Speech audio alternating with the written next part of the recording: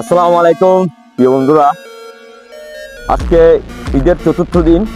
তো পরিবারকে অবশ্যই সময় দিতে হয়, কারণ পরিবারকে যদি সময় না দেয় তাহলে এটা ঈদ উদযাপন মনে হয় না। তো বাইরে অবশ্যই সবার সাথে এই ঈদ উদযাপন করলাম।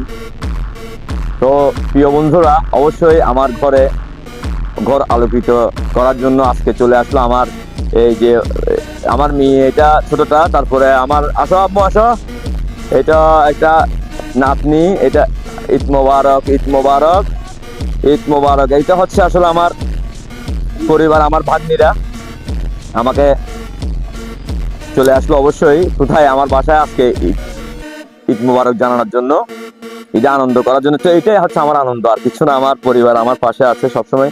তো এই কেমন লাগছে আমার বাসায় এসে? অনেক ভালো লাগতেছে। ভালো লাগতেছে? হ্যাঁ সালামি পাইছো? হ্যাঁ।